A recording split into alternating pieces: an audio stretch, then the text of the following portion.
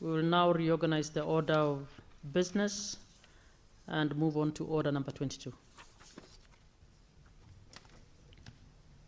Order number 22, the Agriculture Produce Minimum Guaranteed Returns Bill, Senate Bills number 17 of 2025, second reading. Senator Veronicah.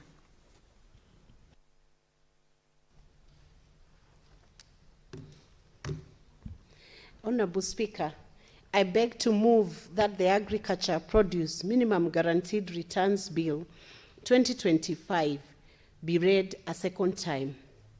Honorable Speaker, this bill seeks to establish a statutory framework through which county governments guarantee farmers a minimum return on selected agricultural produce.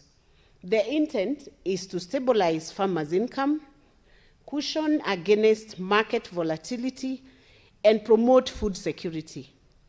Honorable Speaker, if you have listened to the conversation we have been having in Kenya, because of the drought situation, we are very clear that we have not yet achieved this position of indicating Kenya is now food secure. So the purpose of this bill has those three intents and those three objectives.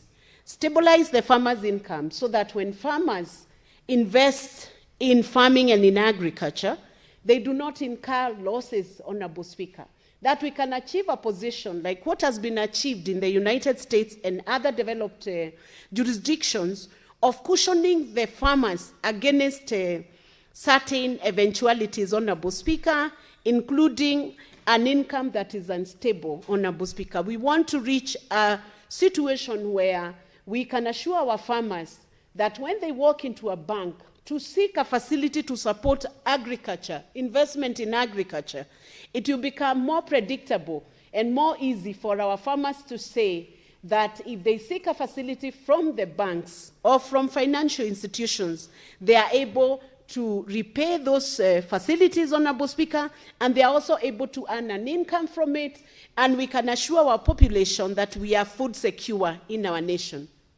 Honorable Speaker, if we are to scan through the Kenya Vision 2030, it has identified agriculture as one of the key sectors to deliver a 10% annual economic growth rate. This is in recognition of the fact that the agriculture industry has for many years formed the backbone of Kenya's economy. The sector contributes to more than 20% of Kenya's gross domestic product, GDP. In addition, the sector contributes more than 60% of the total export earnings and about 45% of government revenue, while providing for most of Kenya's food requirement. The sector is estimated, Honorable Speaker, to have a further indirect contribution of nearly 27% of GDP through linkages with manufacturing, distribution, and other service-related sectors. The agriculture sector employs over 40%. Can you imagine that, Honorable Speaker? Over 40% of Kenya's population and more than 70% of the rural population is employed within this agriculture sector. And Honorable Speaker, because I normally have conversations with you outside this Senate, I know you are equally a farmer and you have been doing some farming in Kakamega. And I don't know whether you are doing that farming in the Kakamega forest, the very famous Kakamega forest, but I'm aware that you have been growing trees and growing fruits and even harvesting honey in your farms, Honorable Speaker. And this is what we are saying, that farmers who are making efforts to make Kenya food secure should then be assured that there is a legislation that is cushioning farmers. The agriculture sector is affected by many challenges that reduce its contribution to the economy and improvement of livelihoods, and including climate change and emerging pests and diseases, which underscore the need for crop diversification, irrigation, adoption of drought-resistant crop varieties, improving water management systems, sustainable harvesting of aquifers, improving weather forecasting. Honorable Speaker, there are also many other challenges within the agriculture sector, including low and undiversified production and productivity due to high cost of inputs, low availability of inputs in remote areas, lack of targeted subsidies, low quality inputs, declining soil fertility, inadequate use of modern technologies, pests and diseases, among other factors. And to mitigate some of these factors, Honorable Speaker, you are very much aware that when Kenya Kwanza government, or the broad-based government, took over power in 2022, one of the items that our President William Ruto picked was the cost of fertilizer. When he took up this government in 2022, a bag of fertilizer was costing a whopping 7,500 shillings. And to intervene on behalf of farmers to reduce the cost of inputs, which was a very good mitigation, and we really commend this government for doing that. He ensured that there was a subsidy that supported the farm input, the fertilizer, to reduce it to a cost of 2,500. As a result, we have seen bounty harvest. Maize production has gone up. Coffee production has gone up. You have seen farmers have benefited huge in coffee production. And we are happy to state and to note that with Kenya Kwanza government, we have seen the cost of coffee coming from 40 shillings per kg, amount that is being earned by the farmers, to over 120 shillings in some of the counties like Kirinyaga, over 100 shillings, 110 shillings in Murang'a County, and many other counties which are enjoying the good value that coffee has now achieved, because we even have an exchange, a coffee exchange platform where these prices are being fetched, Honorable Speaker. We also have challenges of poor marketing, market uncertainties, and low value addition that adversely affects economic returns and lead to low sustainability of enterprises in agriculture. And that is why we have seen aggregation parks now. The government is in the process of putting aggregation parks in different counties to ensure that when we have harvests, when there is bumper harvest in certain regions, this harvest can be aggregated. And we want to thank Makueni County for coming up with a way of dealing with the bountiful and plentiful harvest of mangoes, Honorable Speaker. Farmers have suffered. Farmers have cried for days in the Republic of Kenya with very high post-harvest losses arising from inadequate technologies for product development and storage, poor infrastructure, particularly rural access roads, and high energy costs for cooling and processing facilities. But, Honorable Speaker, a lot of advanced technology has now been offered to give cooling facilities, even in the new markets that are being built. Unpredictable weather patterns have also been a challenge, and rainfall variability, and as a result, we are having many more dams being constructed, low budgetary allocation to the agriculture sector, and limited access to agriculture finances. So, Honorable Speaker, this bill comes in now to assist both the national government and the county government to plan better in the agriculture sector. Any resources that are allocated to the agriculture sector, with the legal framework that is going to be offered by this bill on the Agriculture Produce Minimum Guaranteed Returns Bill, we can now have better utilization of resources that are allocated to the agriculture sector. Honorable Speaker, do you remember the incidents where one county, in accounting for the resources disbursed towards agriculture, could only bring accounting papers to the PAC that they had bought fingerlings, and the fingerlings were in the river, and the river had swept away the fish? Do you remember that incident? This bill is going to curb such mischief from the counties. With this bill, the county is going to be accounting for any post-harvest losses, because it is going to close out any mischief in the utilization of the funds that are due to agriculture. And counties will be held to account. For instance, now in Murang'a County, Murang'a was blessed with a heavy produce of mangoes this season. Unfortunately, we were expecting the county government, Governor Irungu Kang'ata, who has been purchasing those mangoes from the farmers, we were expecting him to consolidate and bring them to his storage and also dispatch them to the market. But what happened was a shock to the farmers. They harvested the mangoes. I'm sure you must have seen it on social media. And before we knew it, the mangoes were rotting in the backyards of the farmers' barnyards, Honorable Speaker.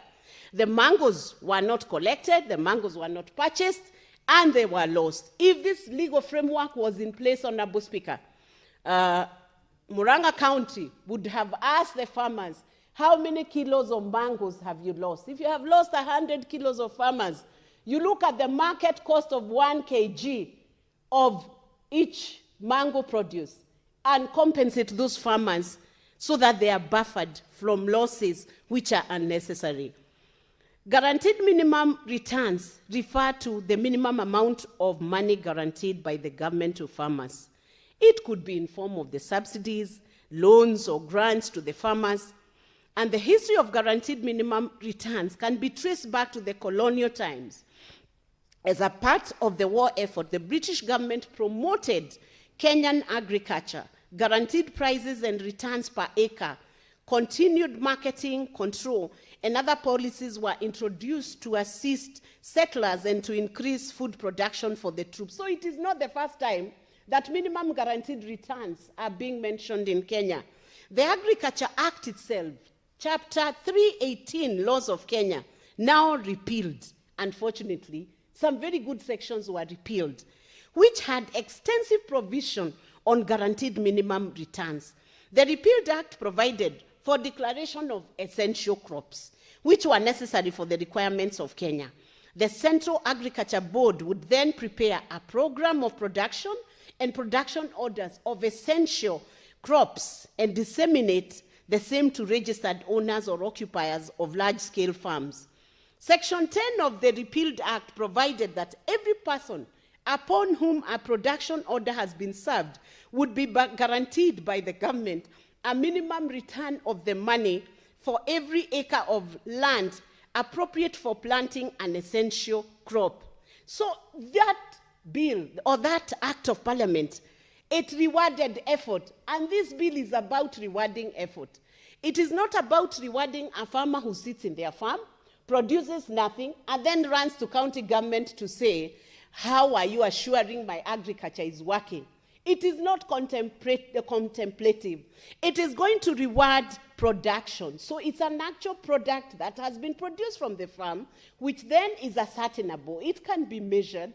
It can be ascertained. And the farmer can be able to claim that I have produced 100 kgs of wheat. Aside from guaranteed returns, the government would also provide advances for the purpose of meeting expenditure incurred in preparing and fertilizing the land on which the essential crops were planted.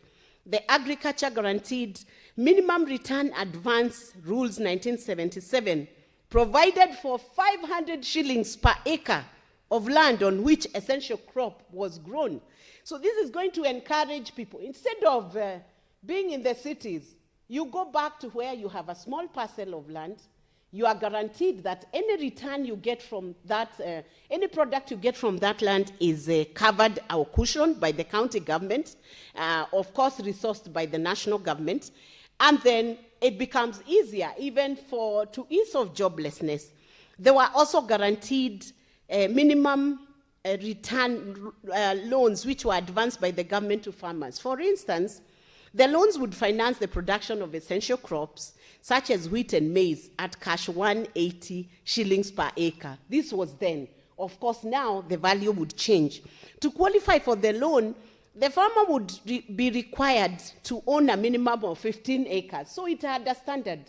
It could not just guarantee when you certainly do not have an assurance of a proper harvest or a proper crop. If the application was approved by the Ministry of Agriculture, the AFC would issue the loan as approved. The farmer had to pay a premium of 4 shillings per acre in respect of wheat and 3 shillings in respect of maize. The condition was imposed because the scheme incorporated an insurance element, an insurance policy element, in that the farmer was guaranteed a minimum of cash 180 per acre should their crop fail due to bad weather or some other natural hazard. So there was a process of governance around farming, around agriculture, and they even made sure there was an insurance policy that would ensure that if a crop failed, just like it happens in the advanced jurisdictions, that insurance company would then revert and pay for the failed crop. On delivery of the produce to the marketing institution, the Agriculture Finance Corporation would recover the money advanced to the farmer. In the event of the farmer experiencing crop failure, the corporation would inspect the farm, and if satisfied that there was indeed crop failure, pay the farmer the minimum price of 180 per acre. The guaranteed minimum return program was, however, discontinued in 1978 following years of poor performance and unsustainable financial losses. Madam Speaker, sir, comparative jurisdictions show that provision of funding support in agriculture produce has helped the growth and stability of agriculture industry.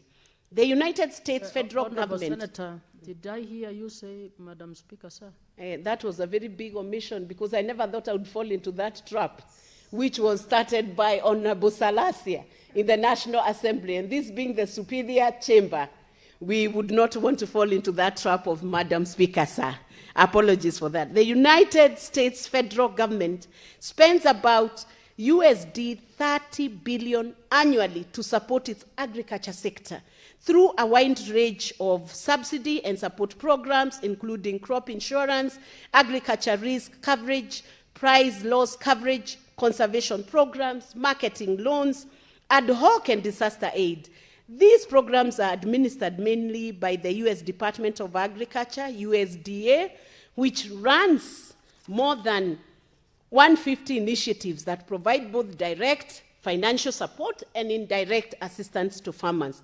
In India, another comparative jurisdiction, the government introduced the Minimum Support Program, MSP, in 1966 to 1967, a period marked by a severe cereal deficit that left domestic production unable to meet national demand. After more than a decade of food insecurity, the government adopted sweeping agricultural reforms with MSP as the first major intervention. MSP was designed as a price safety net to protect farmers from unpredictable market prices and natural risks, ensuring they receive a minimum assured income for key crops.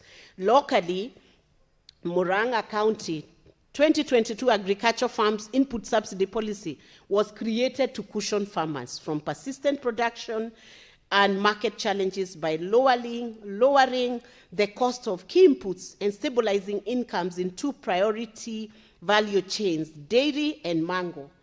So meaning a program is being piloted in Murang'a County for dairy products, that's the milk, and also for mangoes. The policy links subsidies directly to verified production, milk delivered to cooperative societies, and mangoes delivered to processors. In other words, Murang'a County will negotiate with Pick and Peel or with Kakuzi or Del Monte if they are producing any fruit juices, and ensure that mangoes are delivered, quality mangoes are delivered to the processors, who then turn those mangoes into juice, and that means the post-harvest losses are reduced, and the county it's a sure bet for the county that they are working on a commercial enterprise, agri-business enterprise that cannot fail. And it ensures that public support is rewarded actual output and strengthened formal market participation. To operationalize the policy, the county has enacted the Public Finance Murang'a County Agricultural Farms Input Subsidy and Incentive Fund regulation, which has established a dedicated fund.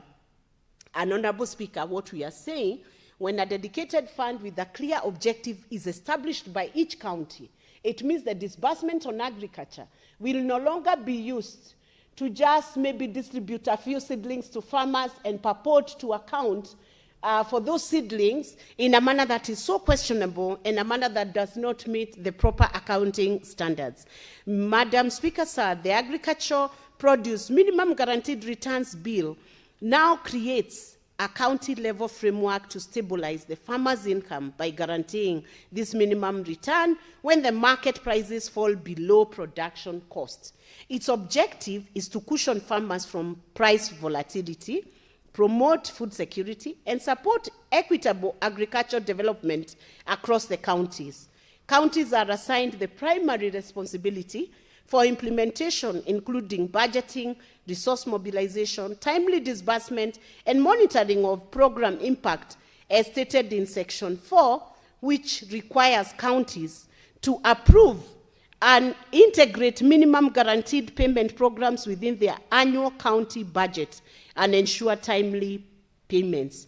To operationalize the scheme, the bill establishes a county minimum guarantee committee responsible for determining eligible crops and livestock, calculating average market prices and comprehensive production costs, setting acreage limits, so it can even go to the limit of 1 acre or 2 acre, registering beneficiaries, and approving payments. The minimum guaranteed return is defined as an amount equivalent to 20% of the difference between the average market price of a product and the comprehensive costs. That is in Section 12. Payments are only made where the produce is largely consumed locally, not those who are exporting, because those who are exporting are big farmers and they are capable of taking care of their inputs and outputs, and they have calculated their profits and they are sure what they are engaging in is profitable. The bill also requires annual publication of comprehensive costs and market prices with revisions gazetted within 14 days. The bill includes safeguards, Honorable Speaker, to ensure accountability, including provisions for suspension or recovery of payments obtained through fraud. So this bill will not be used for people to commit fraud in the counties, pretending that produce has been brought to the county.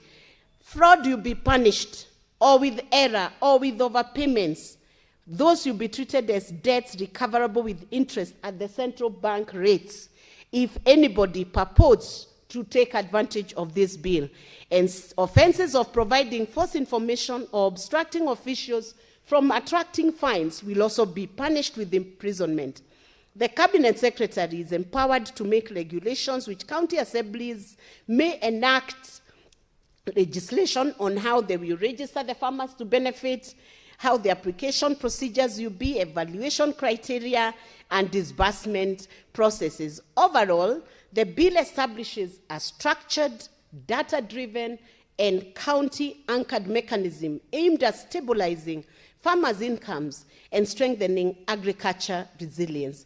I would say this bill is a very, very big boost to what the government has been doing in farming agriculture and ensuring that the fertilizer inputs are affordable by ordinary farmers and small-scale farmers. The bill comes at a time when farmers across the country are grappling with unprecedented economic pressure, global fertilizer price shocks, climate-induced crop failures, and volatile commodity markets have eroded farm incomes and increased household vulnerabilities. Many counties continue to experience declining productivity due to high input costs, degraded soils, and unpredictable rainfall patterns. Honorable Speaker, at the same time, the bottom-up economic transformation agenda identifies agriculture as a primary driver of rural incomes and national food security. It is therefore imperative that we adopt a modern, predictable, and fiscally disciplined mechanism to stabilize farmers' earnings and safeguard our food systems. Honorable Speaker, as I beg to move this bill, and as I wait to call in the person to second the bill, I want to say, Honorable Speaker, that I am hoping and persuading my colleagues in this Senate to see the sense in this bill, to offer a framework in an area where ambiguity and vagueness in the utilization of resources in the agriculture sector within counties has been used wrongly to the detriment of the farmers and to the detriment of big principles that we need to have developed to assure food security to our nation. I am not seeing any senator standing up to oppose this bill, because opposing this bill is opposing food security. Opposing this bill is opposing proper accountability mechanism for all the funds that are being sent to the counties, Honorable Speaker, and being misused in the name of purchasing seedlings. Some have seen governors giving half a kg of maize seeds to farmers. And indeed, some have become such a scam, because farmers are given in this station, and by the time the old people walk another 20, 50, 100 meters, there is a group of gangsters who take the seedlings from them and they are given in another station. I do not know how we would watch as a Senate to see mayhem in the agriculture sector when we can actually put a governance structure using this bill, the Agriculture Produce Minimum Guaranteed Returns Bill, to ensure, Honorable Speaker, the same way coffee is being given the cherry fund, that is assuring the coffee farmers that when you're engaging in planting and farming of coffee, you are not going on a loss. You are assured of 100 shillings per kg for each coffee farmer. And also, Honorable Speaker, the bill targets crops that are not that have not been noticed before. There's no advocacy on those crops. You see, coffee and tea are important crops in the Republic of Kenya because they are deemed as cash crops. So we have the farmers who are doing coffee and tea having a platform where they can advocate for their issues, even using legislation. But we have other crops. We have crops that are in a lower cadre. We have food crops that are being farmed, and that's the one that assures food security. We want to assure the tomato farmers. We want to assure farmers in horticulture. We want to assure farmers in nuts that finally they can predict the price of their harvest. Minus predicting that price of their harvest, you will find investors in the agriculture sector will shy away. Because if I'm not sure whether if I invest 2 million in agriculture, I'm going to get back my return, the natural thing is for me to go to an area where my risk is managed and my risk is contained. With this bill, Honorable Speaker, I beg to move that this bill do proceed on, and I want to request